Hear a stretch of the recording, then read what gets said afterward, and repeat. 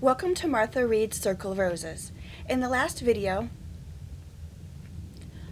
we had read in the story Circle of Roses that the new psychic Fern had been murdered by Tara, the Bride of Frankenstein's zombies. And Rose was so upset and so angry. She had found the galvanism machine torn up by zombies, so she threw them into the Great Lakes. Well, now in part 3, I'm going to read another part where it talks about how Rose Cortez goes on. When she woke, she did feel better, but very troubled. While getting her day started, it was clear the zombies were slow and may not get far. They probably didn't even know what they did was wrong. The first place she planned to look was the forest, but once they were gone, Fern's murder would still be unsolved. Hopefully not. She felt like lighting the forest on fire to smoke them out, but that would not be wise. It might take a detective to find Tara. That was Rose's dream job, to be a professional detective, a psychic one. Driving to that same place her husband killed the zombies, she planned to search hours for Tara. The late spring scenery was beautiful. She only stopped for a quick glance at the view, took a deep breath, had hot chocolate. Then she was off. It was miserable. She hadn't gotten over her husband, and Fern was now also deceased. Wanting to feel better, she realized it was a relief the galvanism machine was gone. The parts were in her trunk and would probably get buried in the forest that day. Tara didn't care it was gone either. By now, the cops had probably cleaned the rest up and were going crazy, wondering where the killers were. Rose had a good heart and was not violent. She couldn't see how her husband could even hunt. The greenery flew by as she drove. What would she do if she saw Tara? Probably follow her, find out where she lives. Why would she hide out from the cops? It was that machine she used.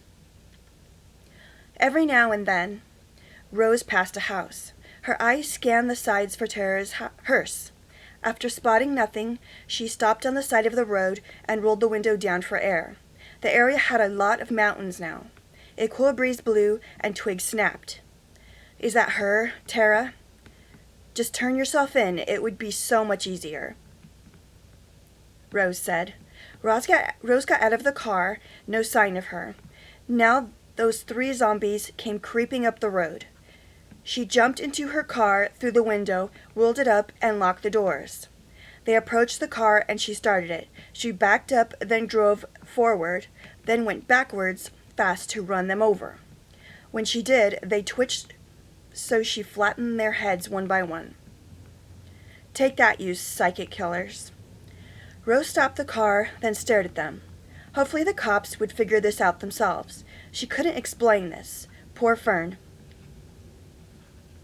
She got out of the car, lit her torch, and set every one of them on fire. They burned on the dirt road, smelling awful. Fern's justice was there. Next was Fern's funeral. Such a sweet young girl they got their hands on. They were monsters and would never hurt anyone again. On the way home, she passed Tara's gloomy old home. It was surrounded by yellow tape. With Tara still out there, it was obvious she was hard to get. Looking through her books, the answer became clear. Make a voodoo doll of Tara and end her as soon as possible. She had time before the funeral. It would get hair and a white dress like Tara's. She liked dolls but tried not to like this one.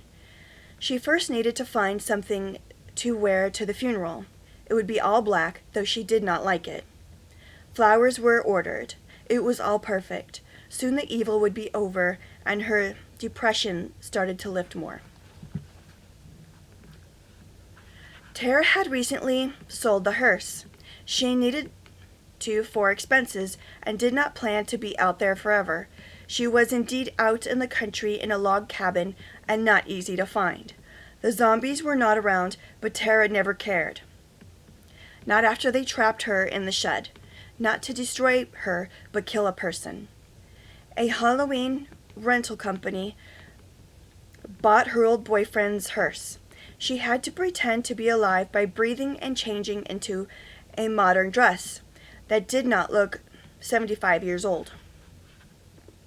She thought about Fern and did like her. It was very hot in that old shed, and it was good to get out. Sometimes she even loved Nathaniel still. She felt grateful he wanted to marry, even though he was dead. She was not on the prowl for love again, and wondered how long she would last. How she longed for those graveyard walks. That was something she could do again. That and also make a nice yard. April showers came, and there was a feeling of peace.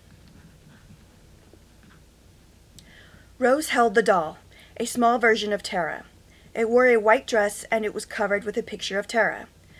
The doll was sewn with black and red thread to make sure she would die when prompted. Everything was almost ready. Frightened of the unpredictable, she put on her rose quartz bracelet for protection.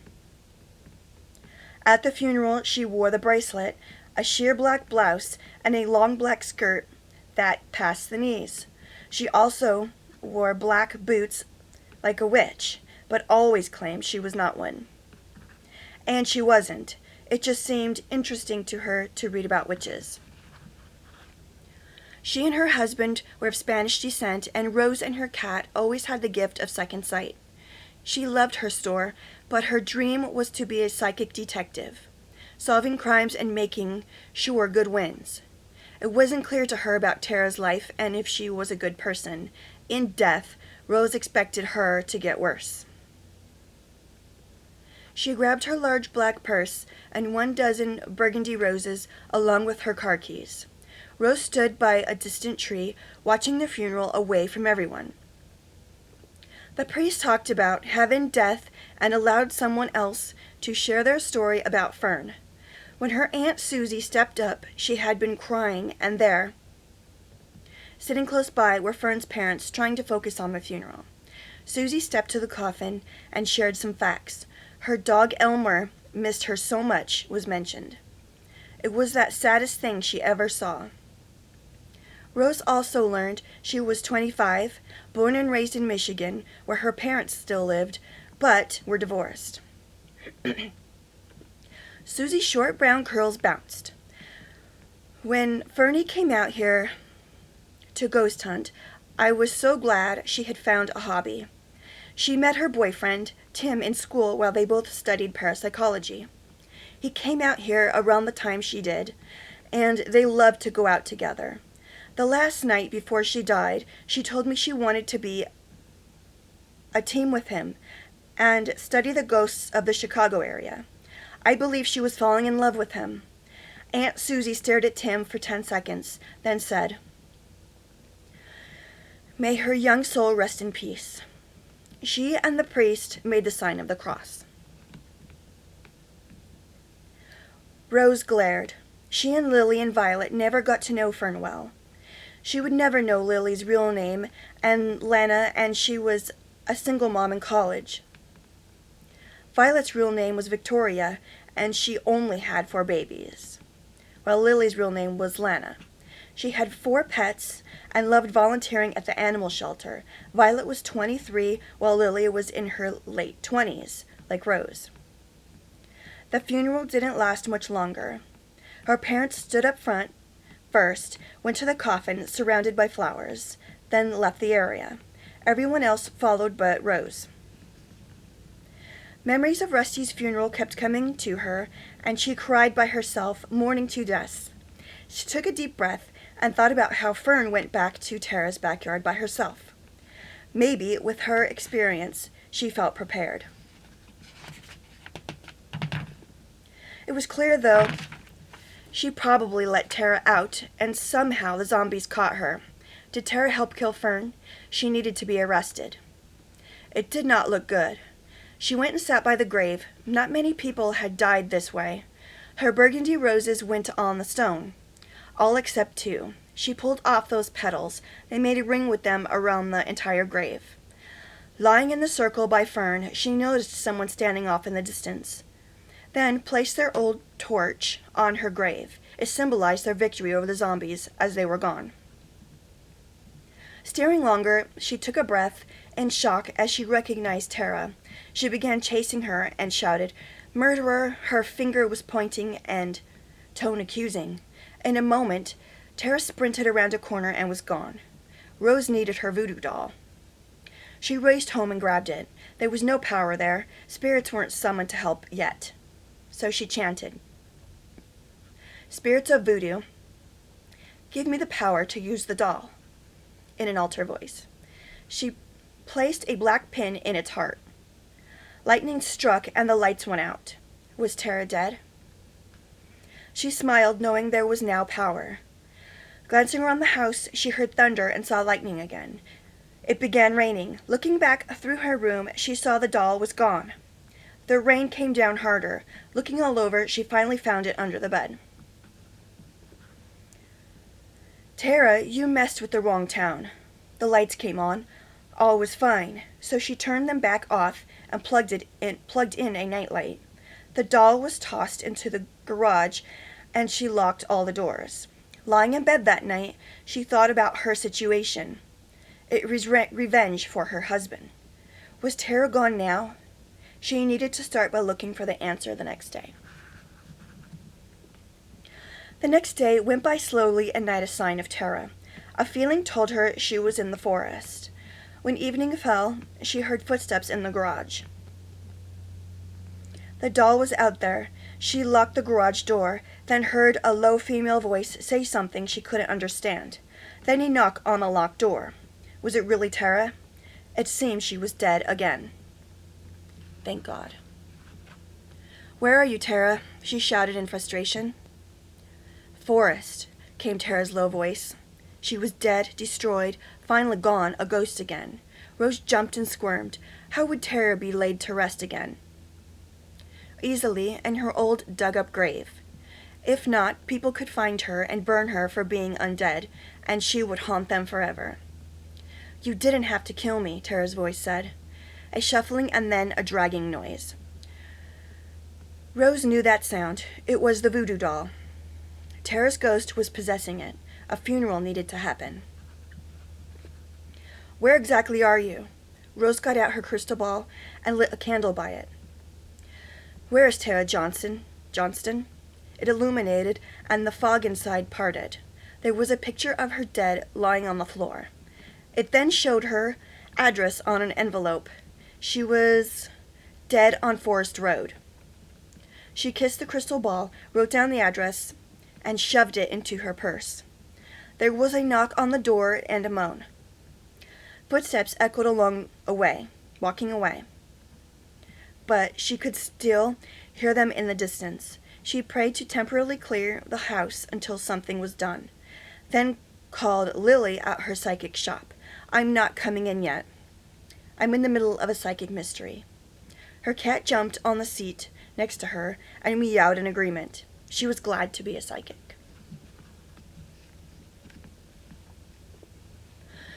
Sleeping through the night, she felt so much better and glad in her heart it was ending. She took her map and purse, then got in her car to drive 2 hours north from where she was. She'd never been there, or it wouldn't have taken as long.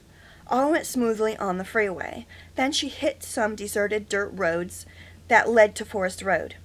It wasn't long before she arrived at the little rented house with the windows left open.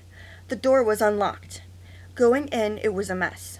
It was where she fled. Boxes were being used as furniture, soda cans lay around, and just one unpacked night bag. Where was Tara's body? Rose crept towards the bedroom, and there she lay, sprawled on the floor with her hands stretched out. The voodoo doll worked for sure. Now Rose had 2 choices. Either put Tara back in her old grave, or report finding her body and then make a new grave.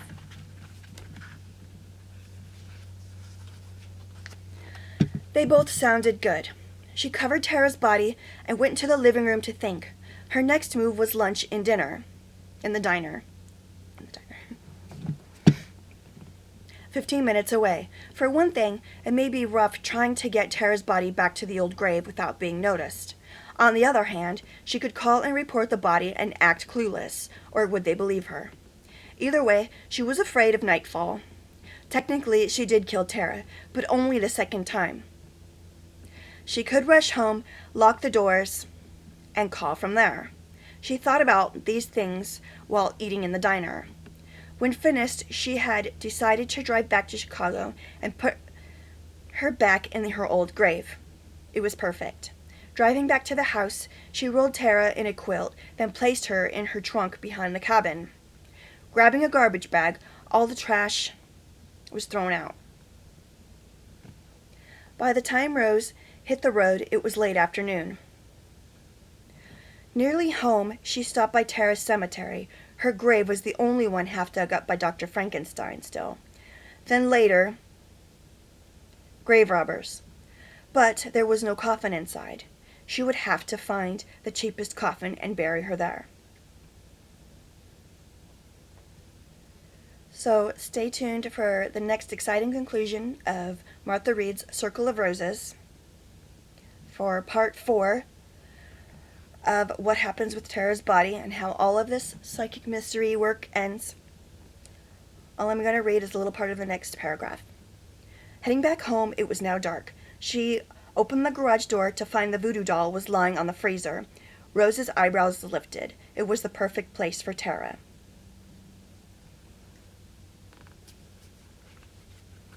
So, if you want to read it yourself and follow along, you can find Circle of Roses by me, Martha Wickham, at Amazon or Smashwords.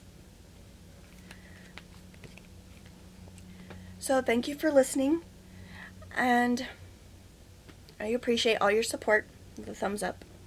For an indie author like myself, hopefully I won't be indie forever. Well, thank you so much for listening. Bye.